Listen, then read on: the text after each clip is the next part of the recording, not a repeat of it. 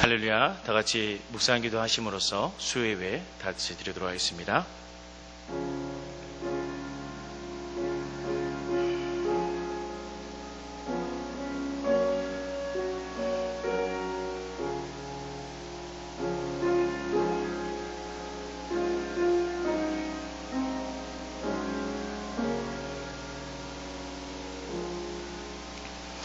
살아계신 하나님 감사합니다.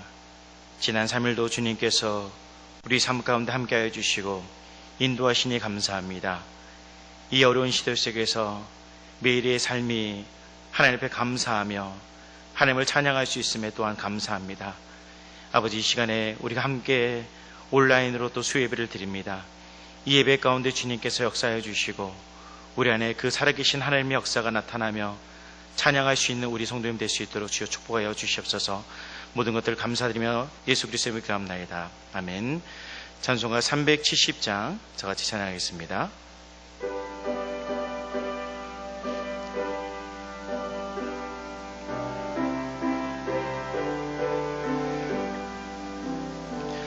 주 안에 있는 나에게 단 근심이 있으랴.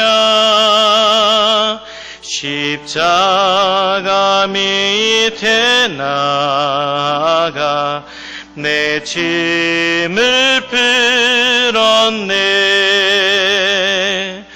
주님을 찬송하면서 할렐루야 할렐루야. 내 앞길 멀고 엄해도 나 주님만 따라가리. 그 두려움이 변하여 내 기도 되었고 점날의 한숨 변하여 내 노래 되었네. 주님을 찬송하면서 할렐루야 할렐루야. 내 앞길 멀고 엄해도 나 주님만 따라가리. 내 주는 자비하셔서 늘 함께 계시고 내 궁핍함을 아시고 늘 채워주시네. 주님을 찬송하면서 할렐루야 할렐루야. 내 앞길 멀고 엄해도 나 주님만 따라가리. 내 주와 맺은 언약은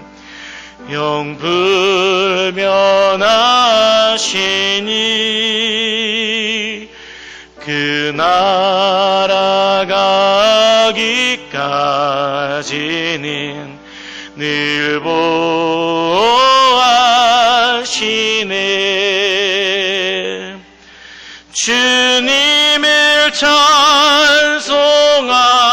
찬송하면서 할렐루야 할렐루야. 내 앞길 멀고 엄해도 나 주님만 따라가리. 오늘 하나님 말씀은 누가복음 15장 11절에서 14절까지 말씀 보겠습니다. 누가복음 15장 11절에서 14절까지 말씀입니다. 신약성경 121면에 있습니다. 찾으신 줄 알고 제가 봉독해 드리겠습니다. 또 이르시되 어떤 사람에게 두 아들이 있는데 그 둘째가 아버지에게 말하되 아버지여 재산 중에서 내게 돌아올 분깃을 내게 주소서 하는지라. 아버지가 그 살림을 각각 나누어 주었더니 그 며칠이 안 되어 둘째 아들이 재물을 다 모아가지고 먼 나라에 가 거기서 허랑방탕하여 그 재산을 낭비하더니 다 없앤 후 그 나라에 크게 흉년이 들어 그가 비로소 궁핍한지라. 아멘. 다시 한번 기도하겠습니다. 하나님 감사합니다. 이 밤에 우리가 주님을 예배합니다. 이 시간에 주의 말씀을 들을 때 우리 안에 성령의 역사가 있게 해주시고, 비록 온라인으로 가정에서 예배드리지만 그 가정 가운데 하나님께서 동일하게 은혜를 부어주셔서 하나님의 기쁨이 되는 가정 될 수 있도록, 또한 우리 성도님들 삶이 될 수 있도록 주여 축복하여 주시옵소서. 감사드리며 예수 그리스도로 기도합나이다. 아멘. 할렐루야. 개척 신학자 라인홀드 니버는 감사에 관해서 이렇게 얘기를 했습니다. 기독교인이 가질 세 가지 덕목이 있는데 그 덕목은 믿음, 소망, 사랑이라고 얘기를 합니다. 그런데 여기에 하나 더 추가한다면 그것은 당연히 감사다라고 이야기를 하고 있습니다. 아무리 우리가 믿음이 있다고 하더라도 그 믿음 안에 감사가 없다, 그것은 거짓 믿음이라고 평가를 하고 있습니다. 우리가 감사를 드리고 있다, 이것은 바로 우리에게 아직 믿음이 있다는 것이죠. 특히 고난 중에 감사를 할 수 있다, 이것이 진정한 믿음이라고 이야기를 할 수 있습니다. 감사와 믿음은 이 두 가지는 결코 떨어질 수 없고 아주 밀접한 관계를 가지고 있는 것이기 때문입니다. 그래서 성경에서도 계속해서 우리에게 말하기를 감사하라, 감사하라 이야기를 하고 있는 것입니다. 그래서 여러분들이 잘 아는 말씀 데살로니가전서 5장 16절에 보면 항상 기뻐하라, 쉬지 말고 기도하라, 범사에 감사하라라고 말씀을 하고 있습니다. 여기서 범사에라고 말하는 것은 바로 모든 상황 속에서 너희는 감사라는 것이죠.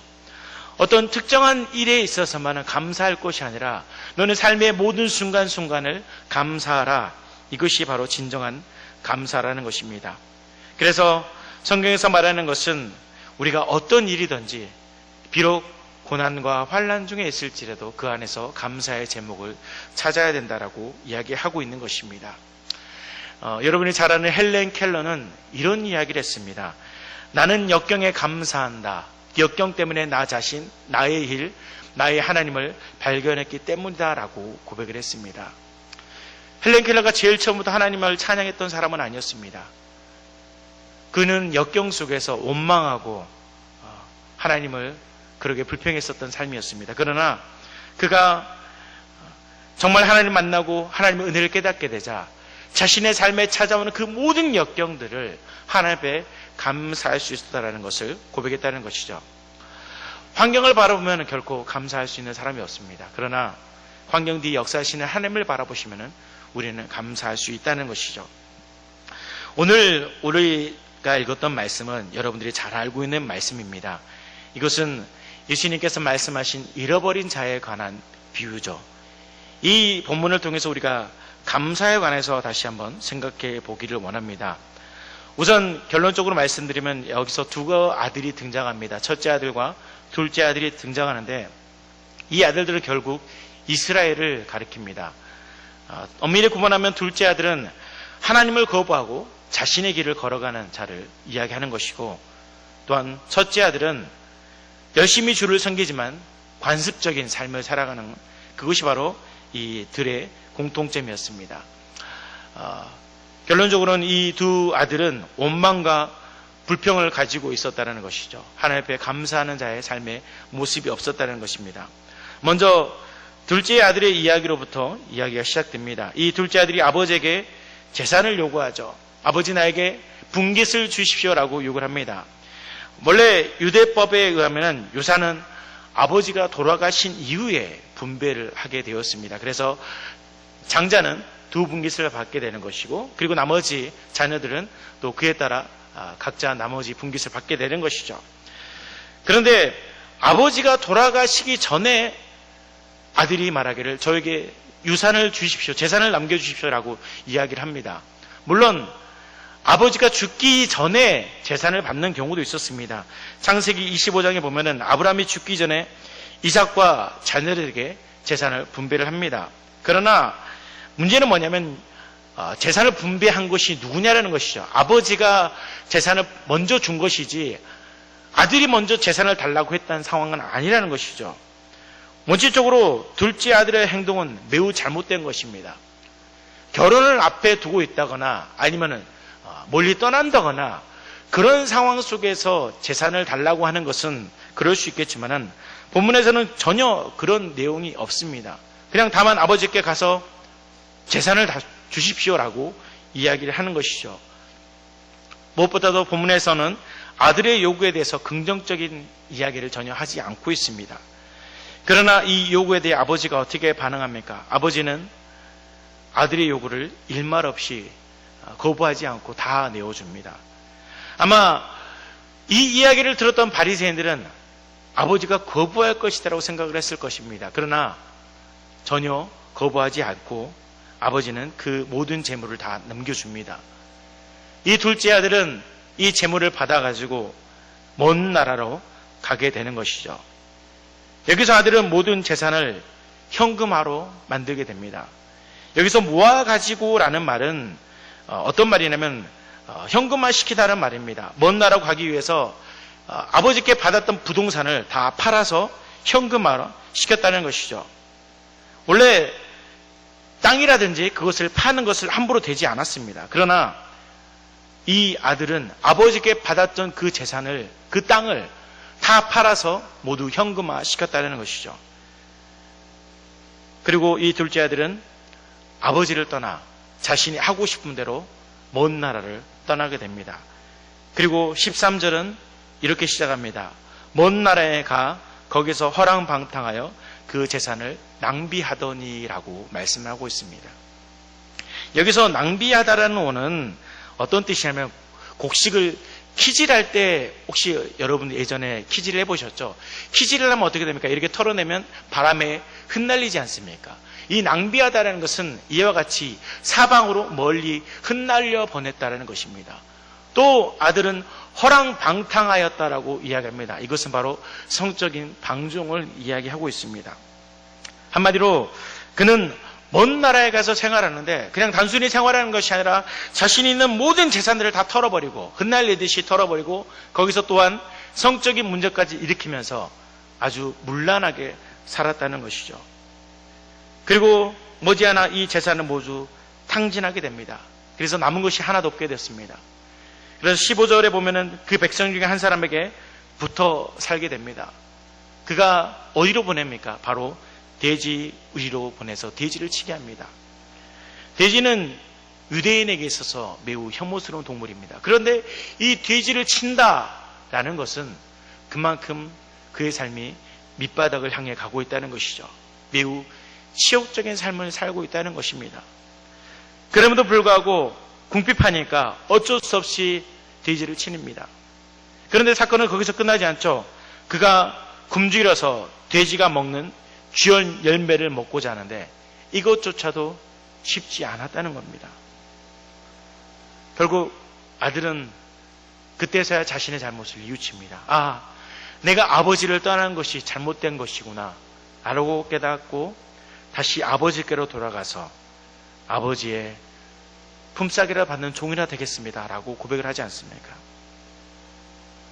아들이 집에 돌아왔을 때 아버지는 어떻게 합니까? 두 팔을 벌려 아들을 환영합니다. 제일 좋은 옷을 입히고 송아지를 잡아서 잔치를 벌이게 되는 사건입니다. 그 다음에 첫째 아들은 어땠을까요? 이 과정에서 첫째 아들이 등장하는데 첫째 아들은 둘째가 요구하는 요구에 대해서 아무런 반응도 하지 않았습니다. 아버지에게 둘째 아들이 재산을 요구했을 때 첫째의 역할은 뭐냐면은 그것을 중재하는 역할을 했어야 됐습니다. 이것이 분명히 잘못된 일이기 때문에 둘째를 나무라 하고 막아야 되는 위치에 있었습니다. 그런데 첫째는 아무것도 하지 않습니다. 그냥 둘째가 하는 대로 내버려 둡니다. 더욱이 12절에 보면은 그 살림을 각각 나누어 주었다라고 합니다. 첫째 아들은 이 상황 속에서 그냥 아버지가 주는 분깃을 그냥 받았습니다. 첫째 아들은 자신의 본연의 책임을 다하지 않은 것이죠. 그리고 둘째 자신의 동생이 돌아왔을 때 첫째는 어떻게 했습니까? 첫째 아들은 여전히 아버지 곁에 머물러 있었습니다. 여기서 보면은 우리는 매우 이 첫째 아들이 그래도 착한 아들이지 않느냐. 둘째는 저렇게 떠났는데 그래서 아버지 곁에서 머물러서 아버지 일을 하니까 착한 아들이 아닌가라고 생각할 수 있습니다. 그러나 어떻습니까? 둘째가 들어오니까 아들이 분을 내기 시작합니다. 첫째의 반응이 밭에 있다 돌아보니 몇 년 동안 소식이 없던 이 둘째 자신의 동생이 돌아왔습니다.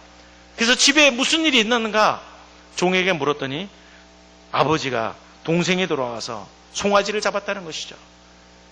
이런 황당무계한 일이 어디 있습니까? 아니, 집 나간 자식이 저 부려막심한 놈이 나갔다가 돌아왔는데 뭐가 좋다고 저 아이들을 위해서 소를 잡고 잔치를 벌이냐는 것이죠. 첫째는 화가 났습니다. 그러면서 아버지께 말합니다. 내가 지금까지 아버지를 이렇게 섬겼는데 아버지는 한 번도 나에게 그 말씀에 순종해서 떠난 건지 없는데 아버지는 어떻게 저에게 이런 상을 준 적이 있습니까? 아버지는 나에게 잘해준 적이 뭐가 있습니까? 따지는 겁니다. 염소 새끼 한 마리 잡아서 나에게 상 준 적이 있습니까? 불평을 토해냅니다. 이것을 입은 독자 입장에서는 당연한 것처럼 보입니다. 아니, 집 나간 둘째 아들보다 첫째 아들이 더 열심히 일했는데 어떻게 첫째 아들에게는 아무것도 주지 않고 둘째 아들에게 저렇게 잘해줄 수 있을까? 그러나 첫째 아들은 지극히 자기 중심적인 신앙을 살아갔던 사람이었습니다. 그는 아버지 곁에서 열심히 일한 자처럼 보여집니다. 그러나 실상은 그렇지 않았습니다. 29절에 보면 내가 여러 해 동안 아버지를 섬겼다라고 이야기를 합니다. 내가 여러 해 아버지를 섬겨 명을 어김이 없거늘 이렇게 고백을 합니다. 여기서 섬기다라는 말은 헬라어 둘리오라는 말인데 이것은 종을 의미하는 둘로스에서 파생을 되는입니다. 이 둘리오라는 말은 결국 복종, 노예로 섬기다 이런 뜻이 있습니다. 다시 말하면 이 첫째 아들의 관점은 어떤 거냐면 내가 지금까지 아버지를 섬겼는데 어떻게 섬겼느냐? 종으로 섬겼다. 노예처럼 섬겼다는 것이죠. 아들이지 않습니까? 아버지의 아들인데 결국 자신의 것이지 않습니까? 모든 유산은. 그럼에도 불구하고 그 안에서 섬기는 데 있어서 마치 종처럼 품삯을 받는 종처럼 일했다는 겁니다. 아버지 앞에 감사하거나 기쁨으로 일을 한 것이 아니라 그냥 품삯을 받는 일반 종처럼 나는 살았습니다. 라고 고백을 하는 겁니다. 한마디로 지극히 율법주의적이고 자기중심적인 신앙을 가지고 있던 사람이 이 첫째 아들이었습니다. 이 두 아들의 모습에서 우리가 볼 수 있는 것이 무엇일까요? 이 두 아들은 결국 주어진 자신의 삶에 감사하는 것이 없었습니다. 둘째나 첫째나 그들은 자신의 삶에 있어서 하나님께서 주셨던 것들, 아버지로부터 받았던 것들에 대해서 한 번도 만족하지 못했습니다. 그래서 둘째 아들은 떠나기로 결심했던 것이고 그리고 첫째 아들은 여전히 아버지 곁에 머물고 있었지만 그냥 종처럼 일했다. 은혜에 대해서 알지 못했습니다. 사람들이 감사해야 되는데 감사하지 못하는 이유가 무엇입니까? 그것은 어떤 물질이나 어떤 조건이 충족되지 못했기 때문에 감사하지 못하는 것이죠. 그런데 진정한 감사가 무엇일까라고 생각을 해보면 감사라는 것은 하나님이 우리와 함께 하신다는 사실 때문에 감사할 수 있다는 것이죠. 우리는 지금 코로나 시대를 살고 있습니다. 오늘 설교 제목을 코로나 시대의 감사라고 제목을 정해봤습니다. 아무도 알지 못했던 시대입니다. 예상하지 못했던 시대죠. 어쩌면 영화 속에서 상상으로만 생각했던 시대입니다. 이 시대가 우리가 점점 마지막을 향해 가고 있다는 것을 보여주는 그런 사건인 것 같습니다. 지난 1월부터 시작해서 이제 7월 마지막을 향해 가고 있습니다. 반년을 넘게 달려왔는데 기나긴 시간 동안 우리는 코로나와 싸워 나가고 있습니다. 그런 와중에 여러분은 어떤 생각이 드십니까? 무엇을 보고 계십니까? 이 코로나로 인한 경제적 손실이 엄청납니다. 매일매일 뉴스를 보면 폐업 신고를 하는 가게가 늘어난다고 합니다. 취업을 못하고 월급을 못 받고 삭감되고 여러 가지 삶의 곳곳에서 코로나로 인하여 어려운 일들이 계속 있습니다.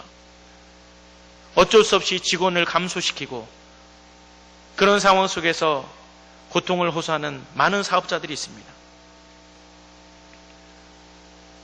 또한 안타까운 사건도 많이 있었는데 초기 대구에 많은 사람들이 코로나로 인해서 사망했을 당시 어떻습니까?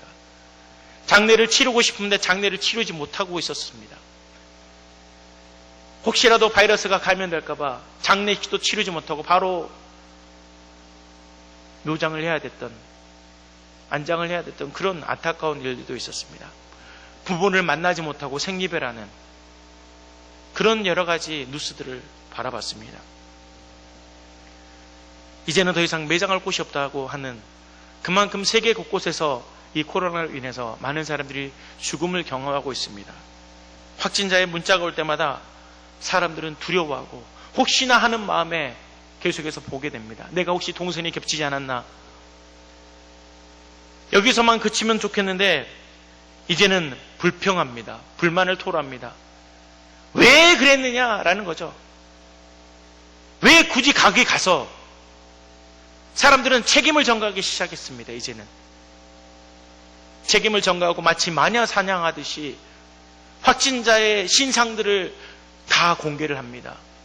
개인정보를 다 공개합니다.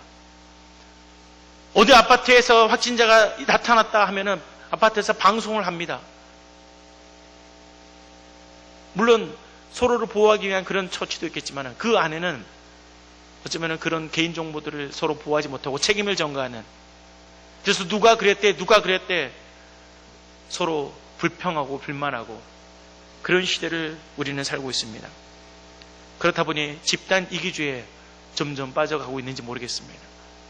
이 시대 속에서 여러분은 어떻게 살아가고 계십니까? 지난 7개월 동안 여러분은 감사의 제목들을 어떻게 찾고 계십니까? 많은 삶이 변하게 되었습니다. 그래서 이런 어려움을 겪다 보니 어쩌면 우리가 감사를 잃어버리지 않았나 저는 생각이 되는 것입니다. 감사할 것이 없을까요? 왜 감사하지 못하는 겁니까?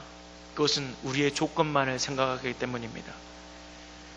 그 전에 삶의 만족이 찾아왔을 때만 감사하다 보니까 지금 내가 이 자리에 있는 것 자체가 감사한 건데, 비록 온라인이지만 내가 하나님을 예배할 수 있다는 것 자체, 내 입으로 하나님을 찬양할 수 있다는 것 자체가 감사한 건데, 말씀을 들을 수 있다는 것도 감사하는 건데, 이것에 대해서 감사하지 못하고 불평하고 불만하고 하나님 왜 이 시대에 이런 일들이 나에게 터졌습니까? 왜 이런 고통이 우리 가운데 있습니까? 라고 불평과 불만과 원망을 하며 감사의 제목을 찾지 못하고 있는 것이 아닐까 생각이 되는 것입니다. 정말 감사한 일이 없을까요? 우리는 지금 자체가, 이 자리에 우리가 있는 것 자체가 우리에게 참 은혜이고 감사입니다. 주님이 여전히 여러분과 함께 하시고 여러분을 붙들고 계신다는 것 자체가 감사할 제목이라고 말씀드리고 싶습니다. 상황이 어렵습니다. 매일매일 어렵지만은 그럼에도 불구하고 하나님 앞에 우리가 감사의 찬양을 해야 된다라고 저는 말씀드리고 싶습니다. 환경 때문에 원망하지 말고 주님이 여러분과 함께 하신다는 사실을 믿으시고 감사의 신앙을 회복하시길 바랍니다.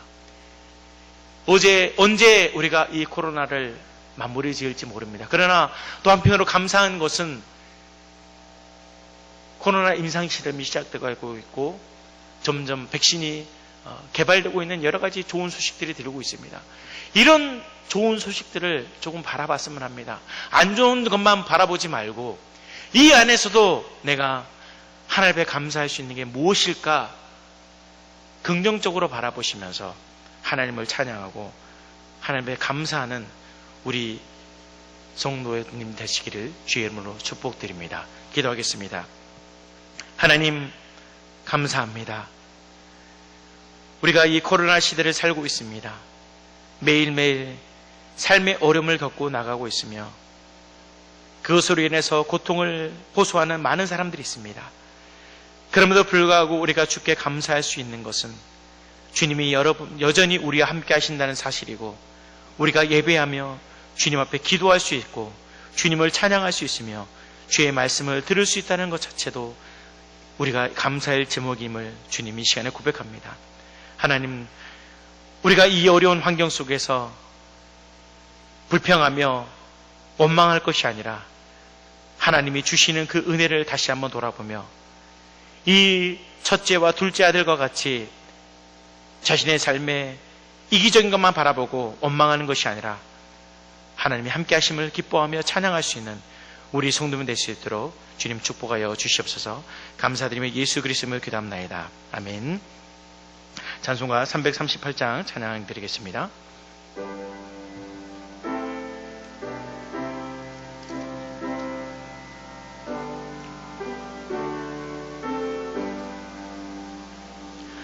내 주를 가까이 하게 함은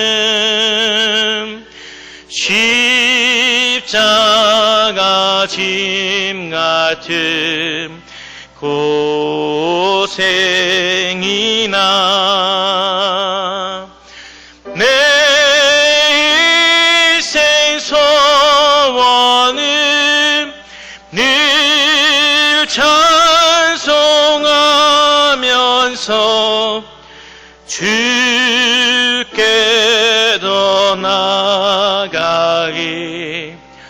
원합니다. 내 고생하는 거 옛 야곱이 돌베개 베고자 갔습니다.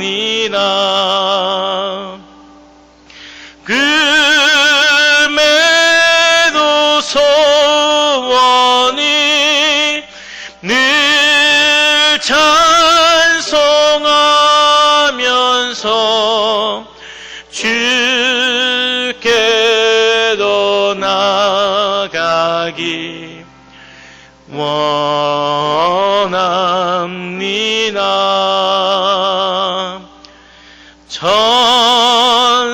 천성에 가는 길 험하여도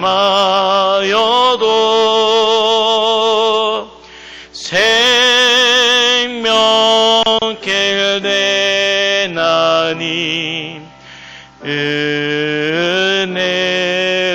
은혜로다.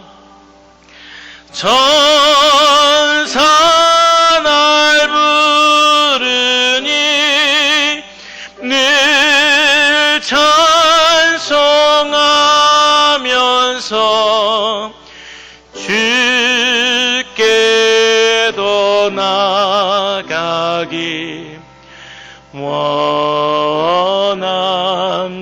원합니다.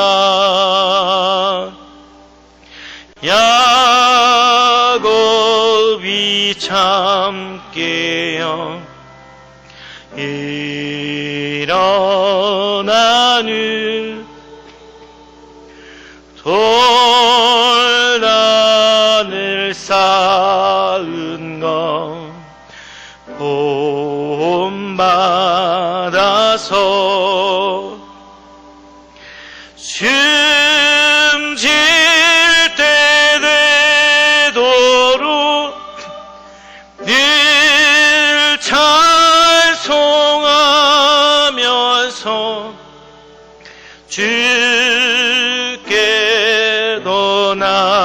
나아가기 원합니다.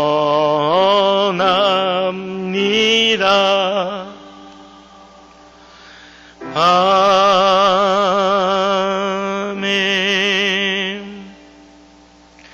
교회 소식 알려드리도록 하겠습니다. 자세한 내용은 주보를 참조하시고요. 계속해서 저희가 새벽 예배, 수요 예배, 금요 예배를 온라인으로 드리고 있습니다. 문자를 보시고 홈페이지로 들어오셔가지고 유튜브로 들어오셔서 함께 참석해 주시면 감사하도록 하겠습니다. 또한 유아 1, 2부 또 어나 청소년부를 제외하고 계속해서 청소년부, 청년부가 7가지 수칙을 거치면서 예배를 드리고 있습니다. 그리고 잠깐 사진을 보여드리면은 저희 유아부 친구들이 저렇게 가정에서 온라인으로 예배를 드리고 있습니다. 부모님들도 많이 협조를 해주셔서 아이들이 예배를 잘 드리고 있는데 우리 어린 아이들이 가정에서 예배를 잘 드릴 수 있도록 많이 도와주시길 바랍니다. 그리고 또 한 가지 광고를 드리면 이제 저희 주차장에 화단이 있는데 화단에 저렇게 작은 쉼터를 마련을 해놨습니다. 지난주에 집사님들이 오셔가지고 하루 종일 고생하시면서 설치를 해주셨는데 무더위에 여러분들이 잠시나마 쉴 수 있게 공간을 마련해 두었습니다. 저기서 차도 마시고 또 교회에 나오시면은 그래서 잠시 쉬시고 그렇게 좀 즐기시고 그렇게 보내셨으면 감사하겠습니다. 축도하심으로 예배를 마치도록 하겠습니다. 지금은 우리 주 예수 그리스도의 은혜와 하나님의 크고 놀라우신 사랑하심과 성령의 의로통 충만하시고 역사하심이 오늘 코로나 시대 속에서도 주님을 찬양하며 주님께 영광 돌리며 무엇보다도 주님께 감사하기를 원하는 주의 백성들 머리 위에 그 가정 위에 지금부터 영원토록 함께 있을지어다. 아멘.